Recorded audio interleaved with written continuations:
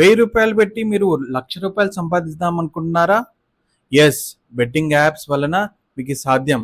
కానీ దీనివల్ల మీకు రూ. 1,00,000 కాదు, కోట్ల రూపాయలు పోయే అవకాశం ఉంది. హాయ్, నేను మీ డాక్టర్ మధువంశీ, మీ సైకాట్రిస్ట్.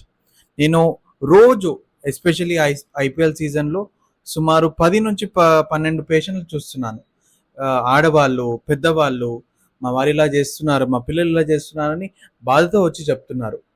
నేను ఒకటే చెప్తున్నాను, బెట్టింగ్ యాప్స్ వలన మీకు లాస్ తప్ప ప్రాఫిట్ అనేది అసలు రాదు. అండ్ ఈ ఐపీఎల్ సీజన్లో ఆ బెట్టింగ్ యాప్స్ అనేవి బాగా ప్రమోట్ చేస్తున్నారు.